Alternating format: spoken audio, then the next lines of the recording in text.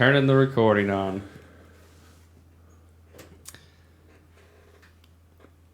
Oh, got real quiet. Shouldn't have said anything.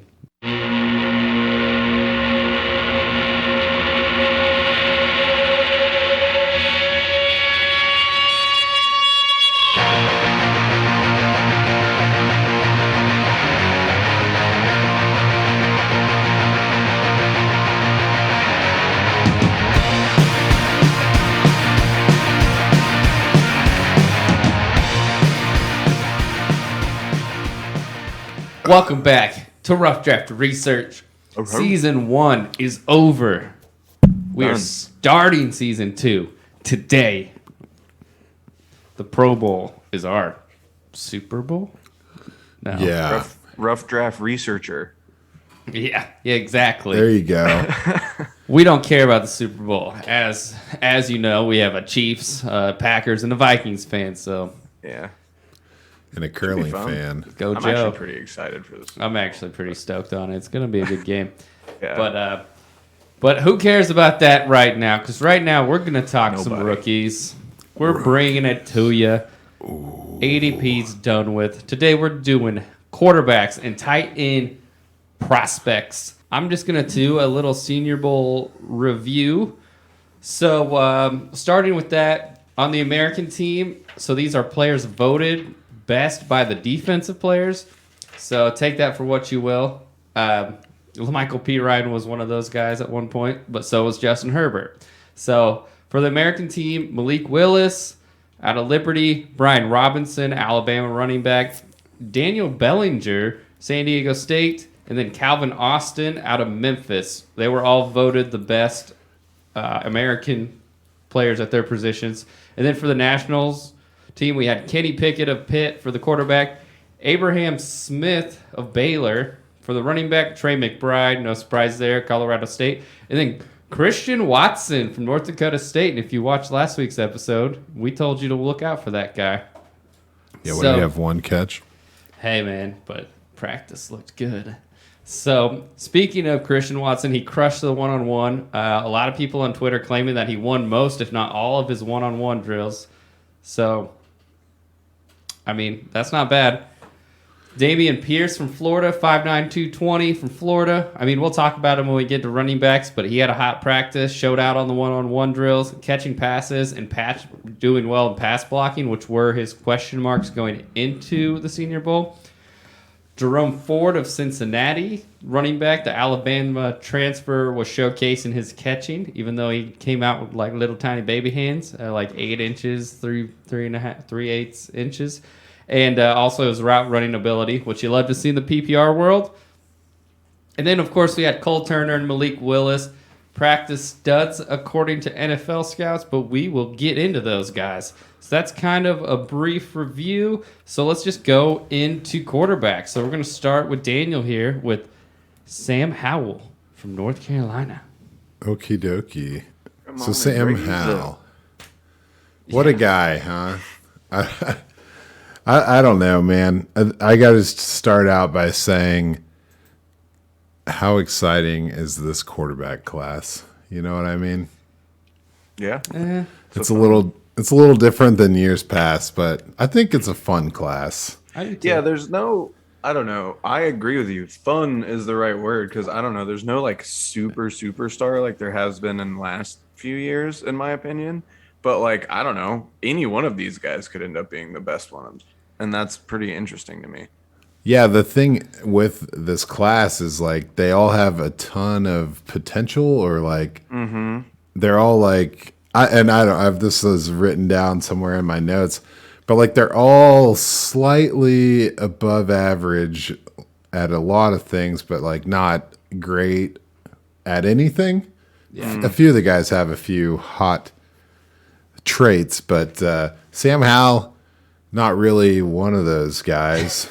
He came out as a true freshman and had 38 touchdowns and 7 interceptions, which is pretty good for anyone counting. That's a ACC true freshman record. Sorry, Trevor Lawrence, get out of here. But really what I liked about this guy is that he has like an amazing accuracy and ball placement in a 30 to 50 yard range. So when he throws the deep ball, he kind of overthrows guys. His intermediate passes were okay, but like he has a really nice touch on these mid-range balls. So I got pretty excited about that. As far as the rushing game, after losing Michael Carter and Javonte Williams to the NFL, he stepped it up in a huge way. As a sophomore, he rushed for 146 yards, and as a junior, he rushed for 828 yards. Jesus. So that's a few more. That's a couple more than he was doing before. It's actually 30% of his team's rushing yards. So that's pretty badass. I think he's like right there in the top 3 rushing quarterbacks in the entire college. So got to be happy about that. Talking about his rushing, I like the way he runs. He kind of breaks tackles and runs through contact pretty well, which you don't really see. He's like a tough guy is what I'm trying to say. He gets down and dirty and he'll break a tackle and run through contact, and it's pretty nice to see a quarterback just sacrificing his body and getting after it. But when it comes to getting sacked in the pocket, I feel like he goes down pretty easy when he doesn't see the defender coming, which is kind of weird. Like, you're tough when you know you're running, but kind of, you see a lot of guys in the NFL, they feel a touch and they kind of roll. He kind of feels a touch, and that's about it for him. But, you can't win them all. That, I'm sure he can improve that. As far as his pocket presence, if we're talking about the way he handles himself, it felt like he kind of scrambled a little too often. You know what I mean? Yeah. He didn't really let the plays develop. He didn't really extend the plays as much as I would have liked to see him do. But, he did what was asked of him. It was like a RPO after RPO all day in North Carolina. He had a couple of unsafe balls thrown in the flat, and that's kind of scary, when the safety ball is an unsafe ball. But for the most part, I mean, he's pretty damn good. Passing yards over 3,000, 3 years. Nothing crazy. I thought it was pretty cool how he was able to modify his game to incorporate the rushing yards just like out of nowhere, just because the opportunity was there on the North Carolina team. Yeah. But, that's pretty much all I got for Sam Howell. I think he's serviceable. They're comparing him to Baker Mayfield, but I think he's got a better arm than Baker, personally. Yeah. So that's what's up. That's what I see about Mr. Samuel Howell. Hell yeah, man. I had a few facts that I brought up about, or that I looked up here about Sam Howell. So he did finish his high school career with over 17,000 yards, total yards, over 3,600 of them rushing and 60 scores on the ground, 145 through the air, which ranks second in the history for career passing yards as far as in North Carolina with 13,000. And that's a big reason why he stayed at North Carolina, because he had over 30 scholarship offers, including Alabama, Ohio State, Miami, Clemson, Georgia, Pitt, Ole Miss, and the list goes on. He actually originally accepted an offer verbally committed to Florida State, and then the offensive coordinator accepted a job at UMass, and he went to North Carolina. Nice. Did you watch the film on that Florida State game? I don't think so. Oh, he was like playing Florida State, and they were down 24-0, and then he rallied, and they were within like 3 points, and then the wide receivers like dropped passes on the last drive. They're at the 50-yard line, and like 4 passes in a row. They were just bad drops. But it was like he was trying to rally against Florida State, and they're like, "Damn, this guy committed and decommitted. Florida State's pissed about that." I'm like, oh yeah, they're probably stay up at night thinking about it. Yeah, right. But it was like a fun game to watch, because you could see like this guy, to me, seems like he has a ton of spirit or like passion. You know what I mean? Personally, so sorry, I just no finish it off, baby. Part 2. That's it. Well, let's move on to Christian and Desmond Ritter. Yeah, so Desmond Ritter is a pretty interesting prospect here. Took a super fun Cincinnati team to the college football playoffs this year. Ultimately, it ended up just being two SEC teams kicking the shit out of their other opponents again. But it was still fun to see somebody new. What I can say about Desmond Ritter, man, he's an athlete at the quarterback position. He even caught a touchdown pass where he ran a trick play and ran an out into the end zone and looked pretty good, getting 2 feet inbounds. Hell of a runner.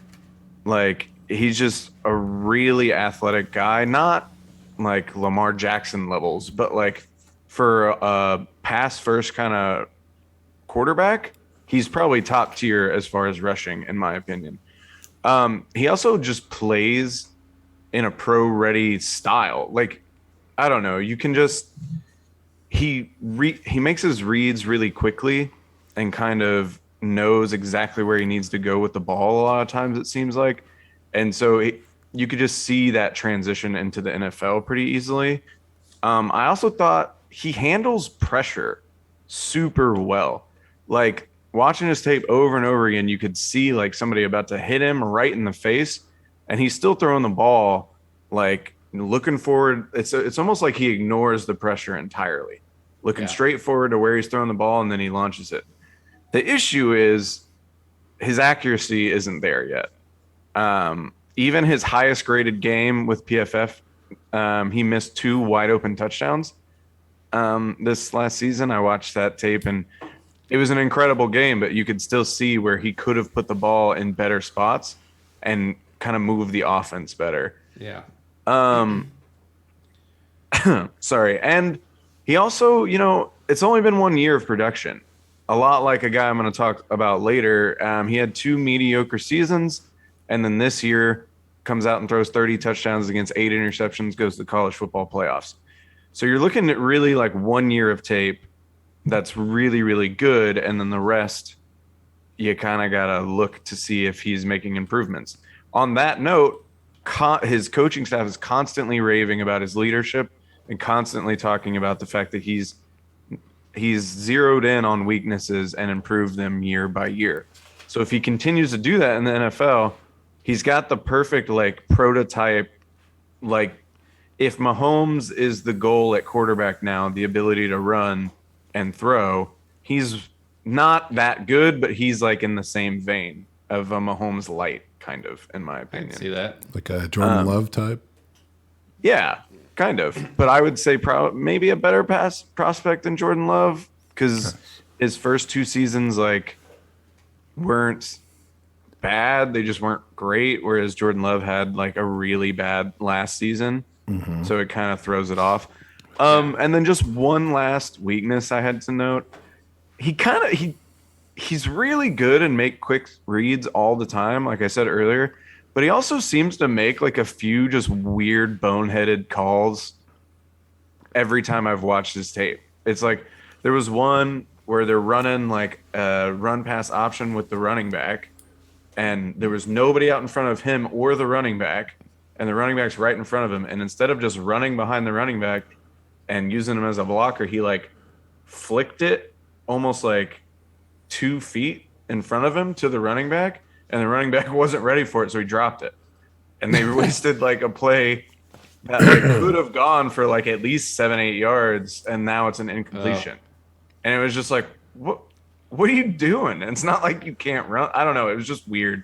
And then I've seen him like just throw right at a linebacker before, just like right at him. And so, but overall, I think he's a really interesting, like fun prospect to watch because of his athletic ability. Yeah, it seems like he just needs a little more NFL coaching. We're sitting here watching the Notre Dame game on the screen. Shout out to Just Bombs Production, also FF Astronauts, and Christian F. Yeah, Christian for these. The film you're watching now, this is all just every play that he was a part of, and yeah, you're seeing a lot of accuracy issues. He's just missing a lot of guys, but it was one of the first games of the year, I think. But no, agreed. Yeah, I mean, Cincinnati had a hell of a season, and he was a big part of it. So Yeah. Yeah, it was a lot of fun to watch. It's disappointing to watch that Bama game, but that's a Bama game for you. right, what did we expect? I was just going to say he actually didn't have any scholarship offers until a member of the Cincinnati staff actually convinced the head coach Tuberville to go down and watch him during a holiday out in Kentucky called Kentucky Oats Days. And he's like a 2-3 star recruit. He's out there throwing passes with his teammates. And the coach liked it so much, he offered him a scholarship that day. Wow. It was his only scholarship. So there's almost a chance we didn't even see a Desmond Ritter. That's incredible. I mean, it's a Phil Great story. Yeah. They even said here that he got the message and he was driving, so he wanted to find a secluded area. And he got the message from his coach in a porta potty. Straight up. Yeah. Put that in a movie and smoke it. Only a Sander Bullock can be in it. Yeah, exactly. We don't fuck around. We set the standard. So let's move on to Daniel. We'll go Carson Strong of Nevada. Okay, yeah. Carson Strong. You want to talk about a guy who only got one offer for scholarship? It's Carson Strong. Hell yeah, you did. So we'll get to that a little bit later. Let me just start out by saying I don't know why, and I will probably regret it, but I love this Nevada team, man. Yeah, dude. I love this Nevada team. Are you kidding me with these guys? This trio of guys that you'll definitely hear about two of them today, and I assume someone will pronounce Just saw one other one just make a touchdown grab right there, baby. Oh, yeah. The big number 19. We'll get to him later. All right. So Carson Strong. I really, like I said, I enjoyed watching this guy throughout the year. I've kind of been tagging in, just doing the box score boomers. Nevada put up some cool stuff. And the whole Mountain West Pac-12, like the chances of watching their games late at night on a Saturday was just higher for me. So I saw a little bit of him. But let's start with the good and the bad. Carson Strong, as far as like arm talent, is probably number one in this class. The guy's got an incredible arm. I think that he has a lot to improve with it. As far as a few things I noticed was that he doesn't really throw to guys in stride, right? So I hate that. I hate when a guy has like all the arm talent in the world and like the ball is pretty, it goes right where he wants it to. You can tell it's where he wants it to go, but he just doesn't hit a guy to where he can get yards after the catch. That was a bit of an issue with him, but the ball placement is insane. Like that, yeah. Like he hits guys that are just being ate up by a cornerback, and he just like puts it into their pocket, but he can't do it in a way that you run away with it. So whatever. One thing with him is that he's like a first read guy. Like he calls a play and sticks to a play, and he stares down the receiver that the play is for. And I don't think like that's going to be a problem at the next level. Oh, yeah. It worked out for him in college. But if he does hit his first read, it's money. Like I said, the ball is right on the money. Everything is perfect. But if he has to go to a second read, a lot of times it's going to be an incomplete pass. He wasn't great progressing through reads, so he needs a little bit of work with that. Another thing is I thought there's poor accuracy with like intermediate and across the middle throws, kind of throwing at guys' feet across the middle. Things like that. But I can't stress enough at how amazing this guy's arm talent was, and the ball placement was just out of this world. And it really was fun to watch him hit guys deep. He can just launch it. It's beautiful. But as I mentioned earlier, he only had scholarships for Nevada, and that's because he injured his knee in high school playing basketball, and he missed his whole senior year and had to get 8 biodegradable nails inserted into his knee. So, so they're like, well, this guy's cooked, even though he had a pretty solid basketball and football career in high school. an injury like that scared some folks away. But, he was able to go to Nevada and have a pretty solid career. He didn't really do anything as a freshman there. But as a sophomore, he put up 2,300 yards, 28 as a freshman, redshirt freshman. So his freshman year was 2,300, sophomore year, 2,800. And then last year, the fun year, he put up 4,100 plus yards with 36 touchdowns and 8 picks. But that was even including last February, he had a knee surgery to clean up some of that injury from before. So he got through his recovery at the 6-month period when it was supposed to be a 6 to 12-month recovery. So I guess you say he's a tough dude. But if you watch him play, you can see like the dude's got no knees. He's got no mobility. He's just in the pocket. He doesn't really have footwork. He kind of like hops in place.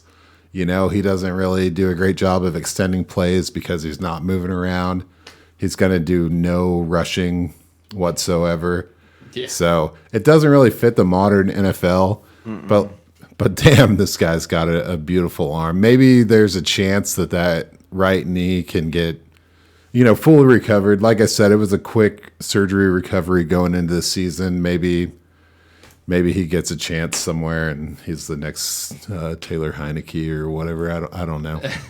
But other than that, yeah, he's got good size. He's 6'3", almost 6'4", 226 pounds. So if there's some way he can start to dance around, get his footwork under wraps, beautiful, beautiful arm. Yeah. So that's it. Tell me more about him. Oh, I was just going to throw in, his only scholarship offer was Nevada. He, like you said, he was injured. He got into a 7-on-7 league it was a team ran by Maurice Jones-Drew and received glowing remarks. He caught the attention of Nevada, and he actually did a visit at Nevada while playing in an AAU basketball game, and then they signed him. So interesting. Yeah.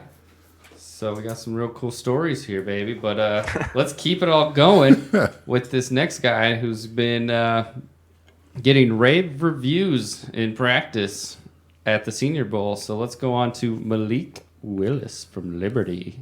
Yeah, he has been. If anybody's stock has gone up during the Senior Bowl, it's definitely him. Obviously, what you say about him, he's just an unnaturally good runner. I saw a comment in some of the articles I was reading about him while doing research for this show. Somebody said he could transition to RB and probably be a passable starter at running back. He had 246 career broken tackles up to this point. It's insane the way he can run. And he has an absolute howitzer for an arm. Like, he can launch that ball down the field.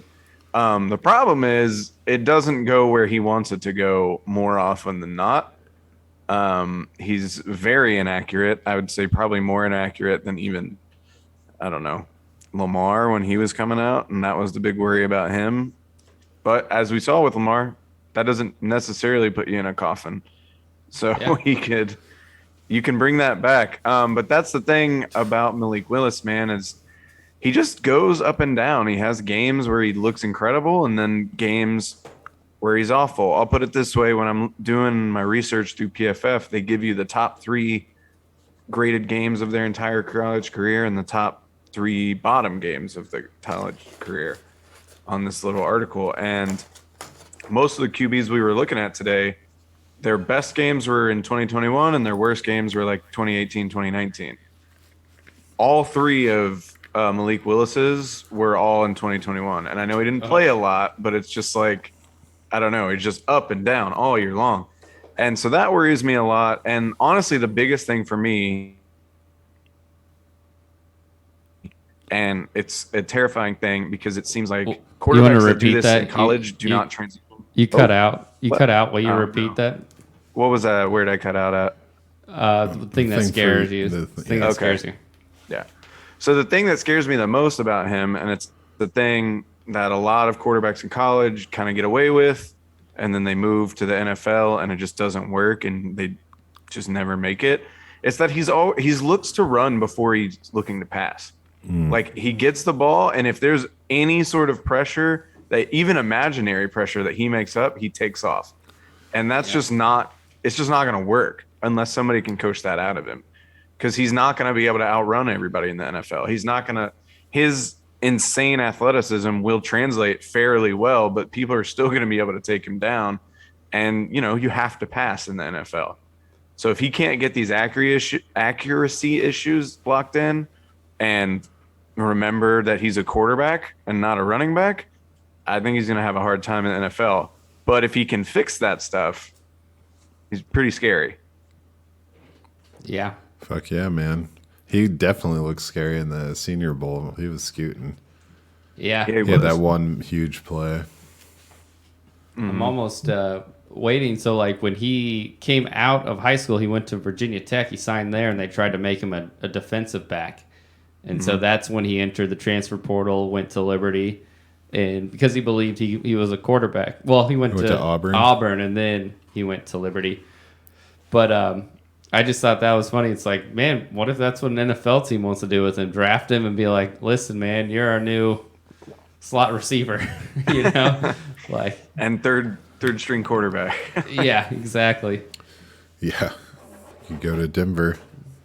Yeah, I mean, it could be fun. I don't know. It has all the makings of another like super athletic quarterback that just doesn't work in the NFL, but we'll see.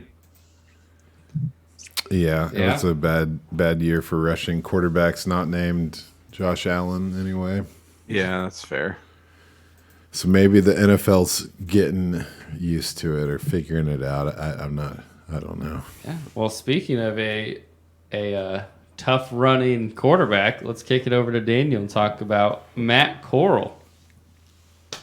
You can't kill people, Carl. Oh man, is it Coral? I was calling him Corral. I thought it was Carol. Nah, that's why he's gonna be good, boys. I think the O and the O, he spelled it C-A-R. It's C-O. Oh, it is C-O-R. Yeah, okay. That's my bad. That's how you know. C-O-R-R-A-L. Okay, Corral. gotcha. I guess I'm calling it Corral. Okay, well, what did I say about him? I actually really liked watching Matt Corral's film. Yeah, like you're saying, a tough running guy. I'll just compare him to Sam Howell, who I already talked about. And I was talking about how Sam Howell can run through contact and break tackles, and he's a tough guy. And Matt Corral is not that guy. He actually had great rushing numbers, but it was because of he had like vision. He had like solid vision. And it wasn't because the first sign of a broken play he rushed. Is like he waited for a play to develop, and then when the linebackers were nowhere to be found, he cut. You know what I mean? Like, so he has really good vision and a very elusive run style. So it was pretty cool. Another thing I really liked about him is that he knew how to avoid sacks by like any means necessary. Like he could stand up through a would-be sack, and I saw him. He had like a left-handed pitch throw, just whatever he had to do to make an incomplete pass over a sack. He's just really smart with his play style, and then like I said, his running style was really solid too. I thought that obviously those two things combined mean that he is mobile in the pocket. It means that he knows how to extend plays. I thought that his reads were solid. He could read through multiple reads. And his decision-making was probably the most impressive trait I had for him. But really, this guy, he's just kind of above average. Like, his accuracy is pretty cool. It's not great. It's awesome. His arm strength, pretty awesome, but not amazing. He's got a cannon when he just fires it. Well, the big playability, I would just give him like a 7, a 7, a 7. Passing, footwork, reads, 7, 7. And then I give him an 8 on a rushing, and then the decision making is what really just takes him over the top. He feels pro ready. Like you watch his footwork, you watch his reads, like he's moving while he's scanning, and he makes a decision instantly and has a pretty quick release. And yeah, he does have a decent arm strength. He's no cannon, but I just think that he's across the board. He's just pro ready, but not like amazing at all. Yeah. Except for the decision making. I think he's a very smart quarterback. Yeah. But yeah, I don't have anything crazy to say. I'll throw some stats out. He had 3,300 passing yards the past 2 years. One thing I'll note is that last year, his sophomore year, 2020, was 29 touchdowns and 14 interceptions. That's a little rough. This year, he lowered the interception number down to 5. So he got better with his passing and his decisions and all that. But one thing that didn't decrease very much over sophomore to junior year is his rushing. Like he was a consistent rusher, and his yards per rush are about 4.5, and then now 4 yards per rush with 11 touchdowns in his most recent junior year. So I thought it was cool that like his run, it wasn't like he had to run. It felt like it was just part of his game. It was consistent, not like Sam Howell having to pick up the slack for teammates. It was just it's just part of his game, and I think he's a really well-rounded dude, and I think he's got some pretty good potential in the next level. And he broke some of Dak Prescott's records at Ole Miss, right? So got to be happy about that. Get out of here. Yeah. Dak. I just wanted to make you might need to apply to PFF there, Dan, because when you started talking about you would give him a 7 out of 10 and like across the board, I went to see what because they actually do that scale. I wanted to see if they were close. So arm strength, they gave him an 8. Accuracy, they gave him a 7. Pocket presence, a 6. Mobility, a 7. And decision making, a 6. So like they're pretty there with what you were thinking. Like just one spot removed. Yeah. Fuck yeah. I'd never quit you guys. I would never quit. But PFF, call me.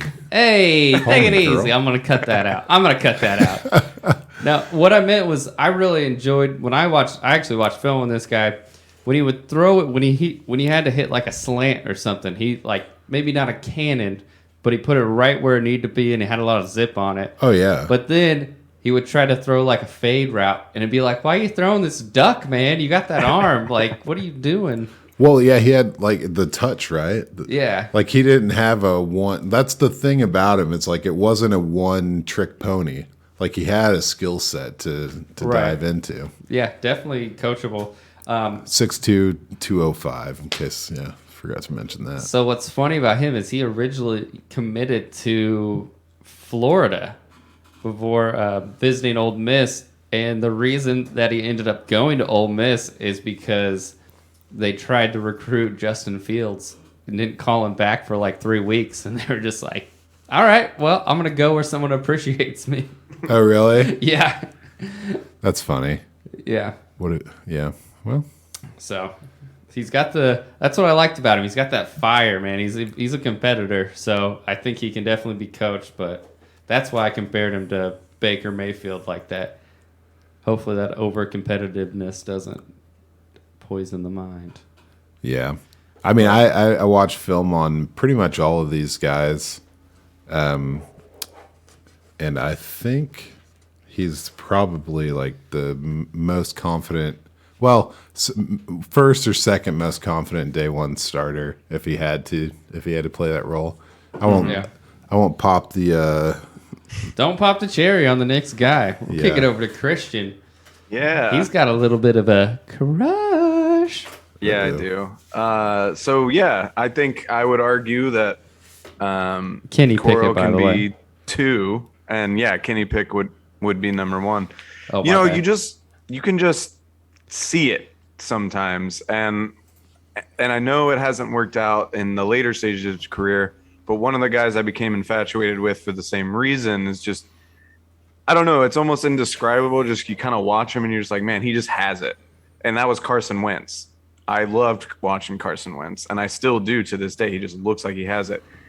Kenny Pickett reminds me of a lot of Carson Wentz in a lot of ways. He's super accurate, which Carson's lost that, but I feel like he used to be. Kenny Pickett, dude, super, super accurate, man. It got deleted in my notes, but I think it was the Clemson game. It's the kind of accuracy to me that, like, he turned a 5-yard slant into a 20-yard play because of where he just put the ball exactly where it needed to be, where the guy didn't have to slow down, didn't really have to overextend his hands and like mess up his rhythm, just bam, and the defenders couldn't even be on him, and the guy took off the field. Great play by him. Excellent ball placement. That was the throw when I was like, ooh, I might be crushing on this man super hard. He had another throw, and this goes into, I think he's a really good decision maker, and he just knows kind of how the quarterback position needs to be placed. He always kind of puts the ball in the safest location. Like there was a throw, the defender was over the top of the receiver, so he threw it at a back shoulder, but he almost threw it at like the ground, just where that guy could get it. And some people might look at that and think, oh, it's like a really bad throw, and it was maybe a little shorter than it needed to be, but I rewound it and it's like, that's definitely where he's trying to put the ball.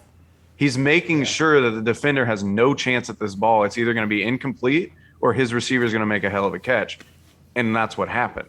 So things like that get me excited, because that's like what an NFL quarterback does at a high level. I think he moves through his progressions really quick. They had one of those cool replays from like right behind the quarterback where you can watch their head. And there was a multiple times where you would see him look left, center. Okay, I'm going to the right. And again, you see those things. That's something you want to see in an NFL quarterback. I think he throws super well on the run, and he's got super good pocket presence, man. So he'll like kind of move around and just get out and just laser it into somebody. And I don't know, dude, I'm probably crushing on him way too hard. So we can talk about some negatives. The arm strength, there's nothing really to write home about. He's not going to throw it 70 yards to Tyreek Hill or something, but it's good enough, I'd say. The ball, when he throws deep, does tend to hang in the air. Like there were moments where he'd throw a deep ball and you just kind of go, I feel like that should be down by now. And then it lands, and that could end up hurting him in the NFL. Safeties are a lot faster. If that ball hangs, they're going to pick it off. But it's worth noting that he was number 1 in the league in deep yards this year. So didn't really hurt him in college that much. Threw 42 touchdowns, 7 interceptions. Seems pretty good. The biggest thing that you got to worry about is the people he played against on a regular basis were up and down, some good games, some like Peeves Amy College, I don't even remember what it was actually called, was one of his highest graded games.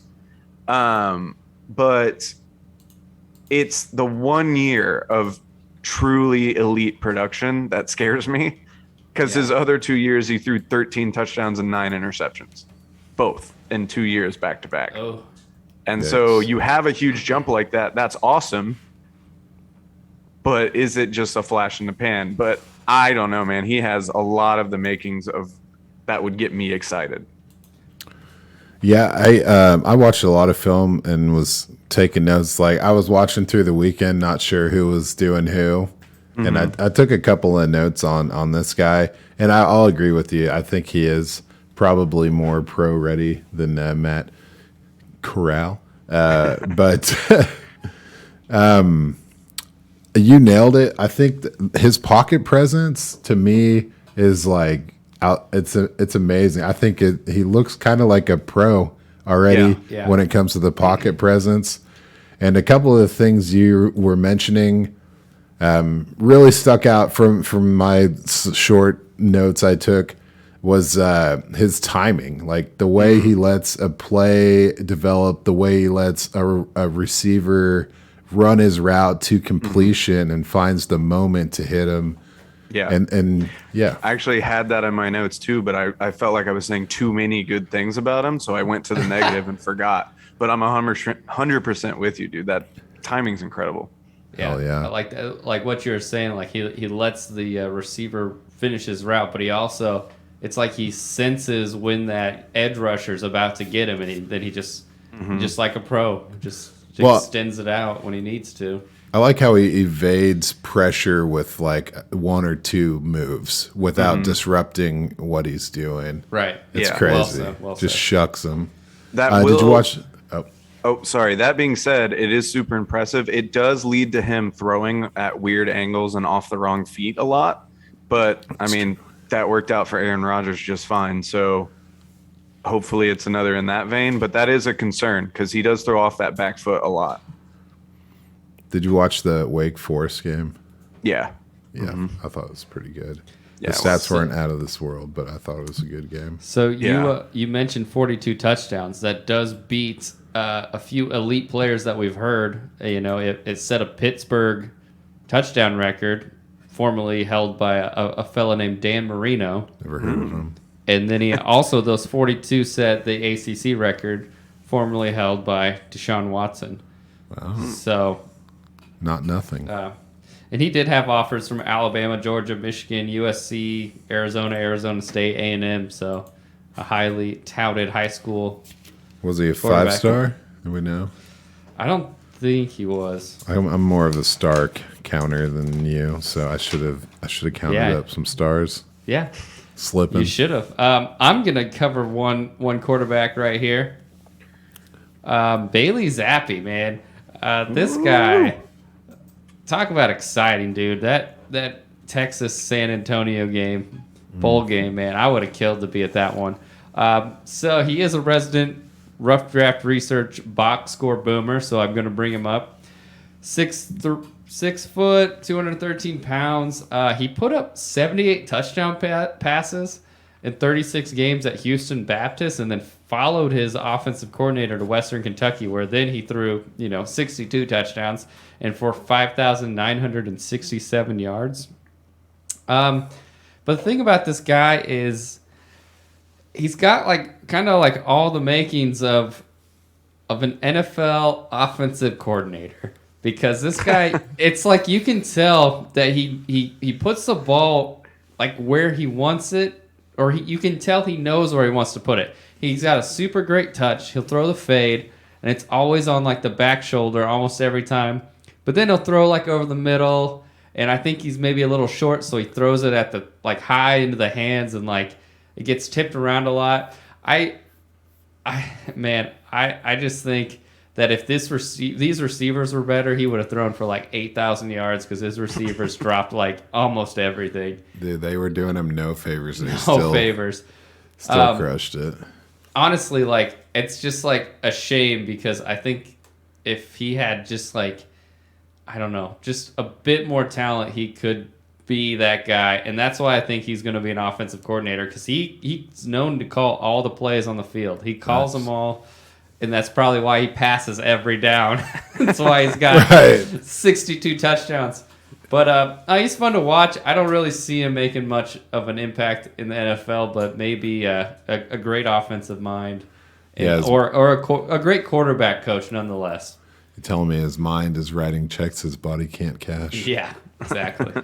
I noted with Zappe that he only had 16 sacks, which for that many dropbacks is pretty insane. Yeah.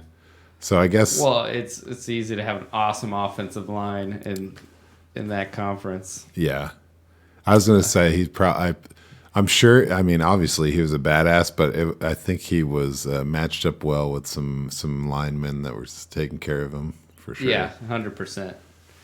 But fuck yeah, I really liked watching some Bailey.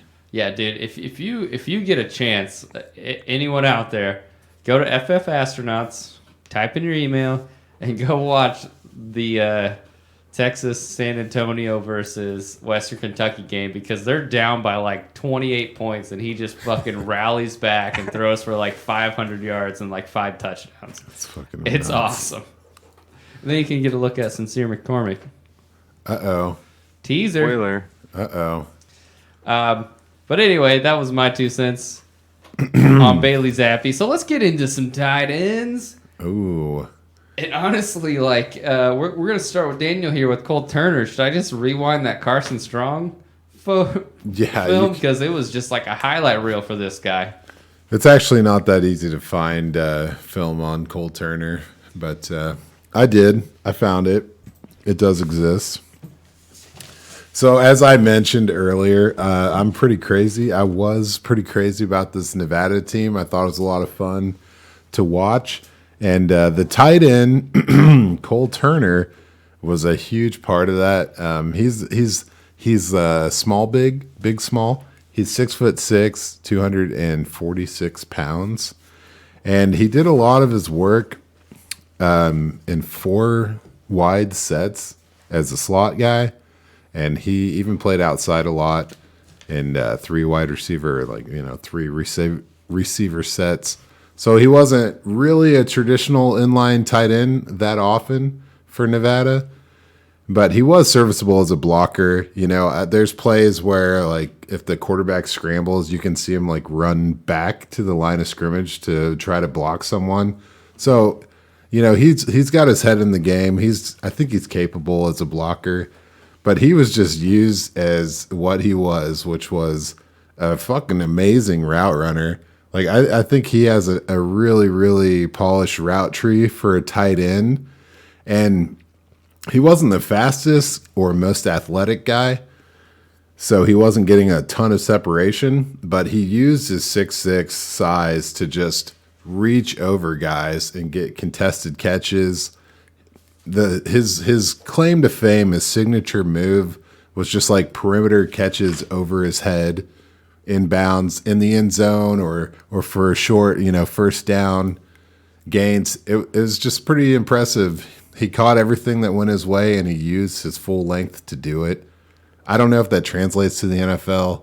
He doesn't really strike me as the most physical tight end, but he can make shit happen just utilizing what he does have, which is smooth routes, great reach, and obviously a desire to kick ass, because this guy, he teed it up, man, and he was a red zone monster. He had 9 touchdowns as a junior and 10 touchdowns as a senior, 600 yards thereabouts each of those years. So pretty consistent, pretty good stuff.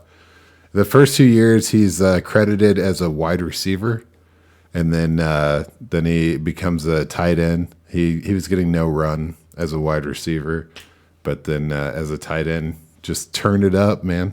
Him and Cole Turner and Carson Strong just turned the shit into some dynamite. But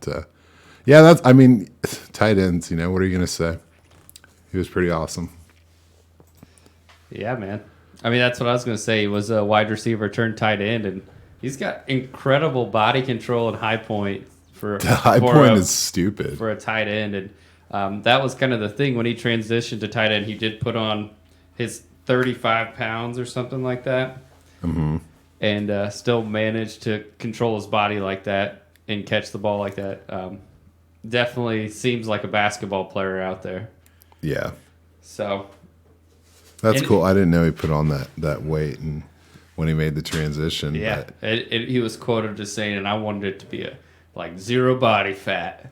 He's slim, dude. Yeah, he's a slender dude. Slim, thick. With all of these guys that I'm going to talk about, the 40 time kind of means a lot to me, because there's a few of these guys are a little too light for tight ends. So if they're very quick, they can make it work, and then whatever. Mm-hmm. Yeah. But I won't get into all the guys. If you watch Box Score Boomers, he got an update almost every week. I know. We tried to. Well, we didn't. I don't know if we ever tweeted at him, but we called him out to try to get him to join us, because I think we were the biggest Cole Turner fans in America. There for 100%, man. It's not like Larry Roundtree. I'm not outbidding his own parents for his cards on eBay yet, but it might get there because they're not out yet. So let's move it along to Christian with Jeremy Ruckert from Ohio State. Yeah, Jeremy Ruckert. It was a little weird so you usually do the notes about high school and I kind of just skim them. It was weird to see that he was ranked as the number 1 tight end and the 18th overall nationally. Not because he's not a good player. He just doesn't get used in the passing game a lot at Ohio State, unfortunately. He's really a blocker, though, an animal of a blocker, just throws people out of his way. A team's going to want him strictly for that reason.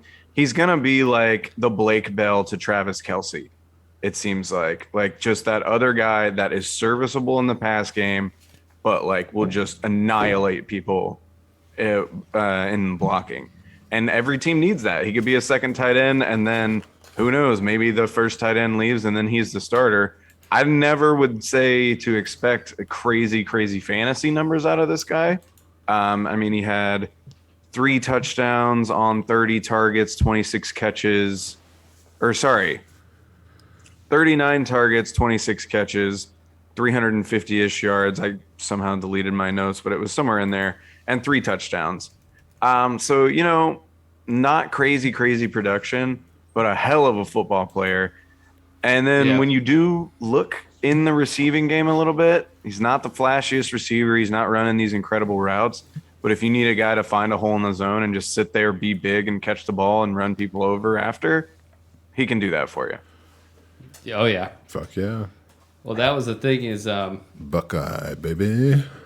he had a bunch of scholarships, 24 scholarship offers to the usual suspects: Auburn, Alabama, Florida State, Wisconsin, Maryland, Michigan, Notre Dame. Like, all these schools wanted him. And he ended up going to Ohio State because he wanted to go where he would be able to help his team the most and learn new skills from players. And he was an Urban Meyer recruit. Wow. So I thought you were going to say he wanted to play with Joe Burrow, and then that didn't work out for him. Yeah, right. But he was I did write down here, he was an academic all Big 10 3 years in a row. So he's a smart guy. So I think he's going to be able to do whatever NFL coaches want him to do. But he's going to have a long, healthy NFL career. But never. I don't think he'll really be a fantasy thing ever. Almost like Mercedes Lewis, if you took out the beginning where Mercedes Lewis was sick as fuck. I don't know, man. I mean, I don't know. I actually know nothing about this guy, but I do know that Ohio State team was completely stacked at the wide receiver position. No room for a tight end to do anything. Yeah. So that's fair. He could be ready to blossom, man. I mean, just be needs the chances. Yeah, we could see that. Yeah. Those other 3 guys at Ohio State are nasty motherfuckers. Yeah. They're fucking serious dudes. So. Oh, here we go. All right. Oh, sorry. Calm it down. Let me zip the pants back up. Well, let's go to the next guy. Jalen Wydermyer. Yeah. Got it. Nailed it. Wydermyer. Nailed it. Have you seen the spelling on this one? 2 Y's. Yeah. Couple of W's. A cool jersey to own. It ain't 2 first names. It would be a good jersey to own. This guy's pretty badass, though, man. I mean, honestly, I'm very excited about him. I really, really, really enjoyed watching his film.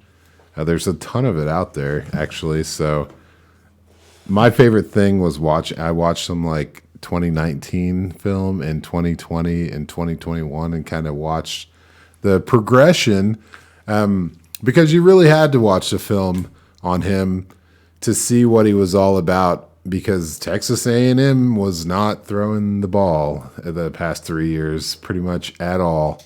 And the biggest evidence for that is the fact that Jalen Wydermyer led the team in receiving yards with 515 yards in 2021. So, it might not look like he was a badass, but he was a local badass, the resident badass in the receiving game. But that's not what does it for me with Jalen. We'll just call him Jalen from now on. But this dude, 6'5", 255, pretty solid size. but he moves smooth. He's got smooth moves for a big guy. He's slippery and his routes are solid. And over the years watching him, I saw like his blocking improved. He got more athletic. It was weird watching 2020 games. He like made contact with a lot of guys that ended up tackling the running back, which is like, that sucks. You look like you're half-assing it. But then in 2021, he was holding blocks really well, more physical. And I have never seen a tight end that had more pulling. Like he was a pulling tight end. Like I would say, I don't want to throw a number out there, but I just don't see tight ends pulling on running plays consistently. And he was a huge part. Like the O-line would push one way, and then he would kick out the defensive end on the other side to create these huge holes for Isaiah Spiller. And it really worked out for the team. That's probably why they never threw the damn ball. So with that size, I think if he continues to develop, he could really be a physical tight end at the next level. And the thing I liked the most about him was his hands. Like he was a natural catcher. He didn't really. He's a thick dude. So he didn't look like Cole Turner, who's kind of tall and skinny and high pointing. But he was able to get open and catch the ball, which is all that really matters. So I think he's got a lot of promise. My big thing is I want to see how quick he is. If he runs like a 4.8, I might be a little scared. Yeah. But if he can get to like a 4.7 even, I think I'm pretty into him. And like you're saying, as far as fantasy goes, I'm not crazy excited about a lot of these tight ends. But as far as football goes, I think this is like a really good tight end class.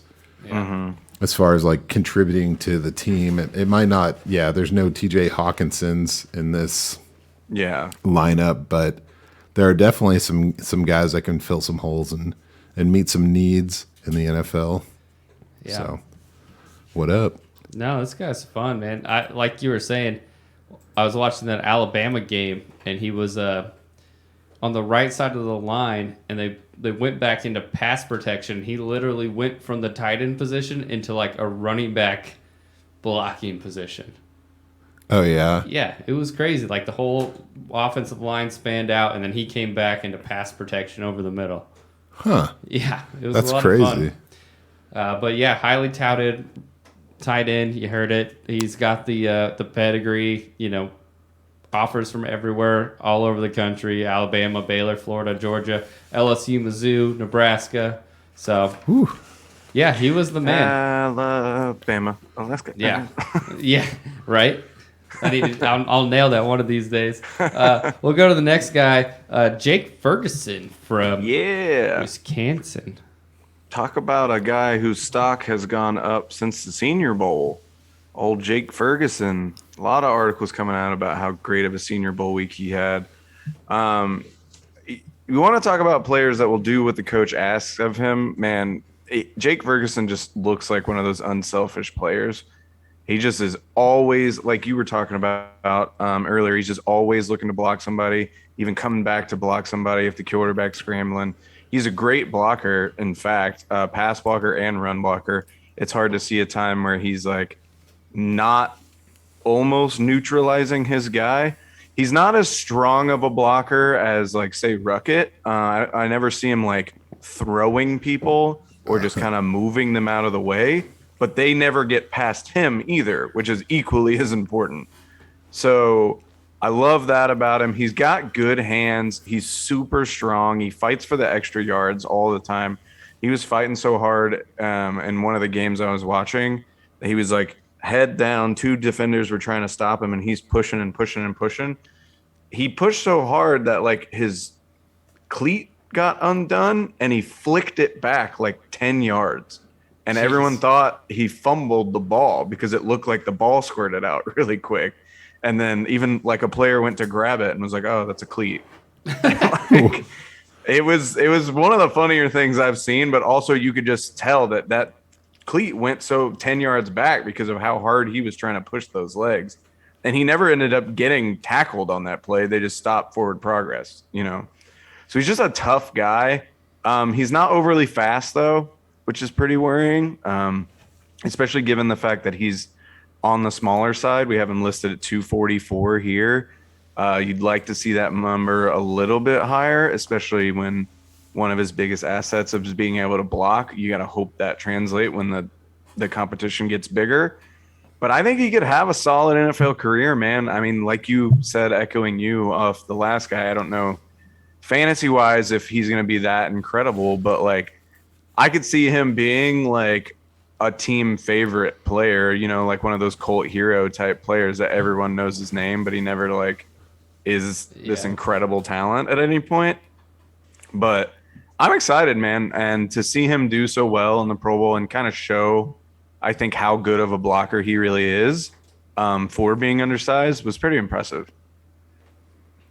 Yeah, I've kind of kept a half eye. I like Wisconsin as well. I don't know why I like the Big Ten so much, but I've been keeping like a half eye on them, and I like this guy a lot as well, man. He's cool. Yeah. The Senior Bowl was a really good day for him, so I'm excited. I just feel like there's so many opportunities for tight ends at the next level, you know? Yeah, you never know. He was selected for finals of the Nike's The Opening, and I'm only bringing that up because I thought you'd be interested in this, Daniel. Okay. It's the 7-on-7 best high school skilled players in the nation who are invited to this competition every year. So that might be something to look into. And he was the number 2 tight end nationally at his when recruited out of high school. His grandfather was actually Barry Alvarez, the Wisconsin head coach from 1990 to 2005. So I'm sure he's picked up quite a few things from that. His brother also played as a safety at Wisconsin, so he's kind of got the whole football thing in the family. So I'm sure he's plenty football smart, if anything. So let's go into this is kind of my favorite guy, just from the box score boomers section. Coastal Carolina's Isaiah Likely. Yeah. Likely to probably be drafted pretty high, I think. Isaiah Likely. Oh, baby. This guy, I'll just start out with this size. He's 6'4", 241. And he played for Coastal Carolina. And even though he's not that large, he had a lot of effort in the blocking game. So with the tight end, you know, effort is important. It's pretty small, though, for a professional football player at that position. I honestly think, though, that he can translate into something else, maybe a wide receiver hybrid or one of those teams that wants a pass-catching tight end. I think, probably, you know, like throw him in Indianapolis or whatever. I don't know. I think that'd be a great fit for him. Sorry to get ahead of myself. But he's amazing. He's slippery. He's got amazing agility. When he gets the ball in his hand, it's like, get him, because if you don't, he's gone. And so much of his film, he's getting double teamed, like constantly double teamed, and still just making crazy shit happen. I don't know exactly what to say about him. He's fast. When he's up against the corner, he uses his size to outdo him. When he's up against a linebacker, he uses his speed to run away from him. It's just, he just finds ways to get open. And I think that Coastal Carolina really leaned into it, but not always. It was kind of a hit or miss with him. Like he played a blocking tight end when he needed to, but when they wanted to open it up, the team ran through him. A lot of stuff was designed for him, and it was awesome. I don't know what to say about him except he's fast, he's slick, ball in his hands, he's insane, pretty good hands. I think he's a badass. 240 is not quite. That's the only thing that's a red flag. But like I said, if you put him in a role where you're not asking him to be part of the offensive line, that's why I said the Colts, because like they have a pretty decent O-line as it is, and they could use more pass catchers. So if they want to put him in a role like that where they weren't relying on him heavily in the blocking game, but more in the receiving game, he's crazy. He just finds the open spots and runs away with it. I don't know. You watched a little bit. You got. Am I just over here just saying nonsense? No, I loved it, man. I mean, the hype is definitely out of the Senior Bowl, man. Like, I think he was projected third or fourth. We already mentioned, like, if this guy goes in the second, I don't think either of us would be surprised. No. He's just fun to watch. He looks like a receiver. And then you realize he's in a huge receiver's body, but he's in that weird limbo of it's like you're not big enough. It's a fat Mike Evans? Yeah. But no, it's not. He was a 2-star recruit out of high school as a receiver, but you could tell just by his size they were like someone picked him up, which was Coastal Carolina. But he's another guy, and I've said this about all of the guys, but if he runs like a 4.5 or something, because he looks like he can do it, then I'm like, party fucking on, man. Like this guy, if you haven't watched any of his film, Christian, I haven't yet. No, the Arkansas State game is not even fair. No, like it's not fair. It's a 4-touchdown, 150-yard game, but he's got plenty of it was like decent 250-yard game. Either way, it was insane. Talking about stats, he had 900 yards. 12 touchdowns. Pretty decent. Junior year, 605. Well, that was the thing, too, is his touchdowns weren't like red zone touchdowns. They were they were 30, runaway. 40-yard touchdowns. They were like he found an opening and outran linebackers and cornerbacks. My favorite thing watching him, that Arkansas State 232 yards. That was a hell of a game. My favorite thing in watching his film was like when he would, they show blocking film, right? But one of the running backs would score a touchdown, like a long touchdown, and he would be like running to congratulate him in the end zone and like passing the safety who was trying to run down the running back. I'm like, yeah, that's amazing. You're beating the defenders. Yeah. So, yeah, pretty pumped about him. No, I mean, what are you going to say about Trey McBride, Yeah, last guy on the ticket. Let's go, Trey McBride, baby. I love these tight ends this year, man. Yeah, Trey McBride is sick. We're going to have to get together and figure out our notes because he's a little less exciting if your measurements on him are right. You got him listed at 6'3" and 1/8 and 249 pounds. What I found was 6'4", 260. So these are the Senior Bowl. That's the weight? Okay. These are official weigh-ins. Yeah. Okay. That's official. So then that's a little less exciting then. So anyway, regardless, Trey McBride's super fun to watch. He's super quick. He's going to outrun most of the linebackers that get stacked up on him pretty consistently. And he's really used to a high amount of usage. 122 targets this season for 91 catches and 1,125 yards. How many touchdowns, though? Yeah, we'll get into that. But so I mean, yeah, he's used to having the offense kind of run through him. Those are like wide receiver number 1 numbers. If you got some more touchdowns, and that is the issue. A tight end that only has 1 touchdown is a scary thing because you usually want your tight end to be a red zone weapon, and it seems like he wasn't. And I think one of the reasons for that, and it makes a little more sense now that I found out that he is like 12 pounds lighter than I thought he was. He's not very physical with his body when he's running routes. Like he can kind of get bullied by corners and linebackers the same. It seems like he outruns them and he gets open well, but if they're on him, he kind of lets them dictate what's going on with the play. Makes it a little hard. That being said, he's got a good high point catch and incredible focus. There were multiple times where he was like falling down catching the ball, like a weird amount of times, like arguably too many times. It felt unnatural to the point where I like almost wanted to rewind the tape because I was like, is that the same play? Did I accidentally already watch this? But always kind of just held the focus and caught the ball going down. It was cool to watch. But yeah, the touchdowns are pretty scary. The size is pretty scary. If he doesn't come out and run like a pretty quick 40, like Dan's been saying this whole time, not as excited. But I mean, you get a tight end that puts up 1,100 yards in college. That's something you need to keep your eye on. Yeah. I agree. Yeah, throughout the box score boomers season, which for those of you who don't know, we just go through week by week and look at the top dudes at each position. And we didn't have a tight end section, but if your tight end game happened to be on the spectrum of the top receiving games, then you got included.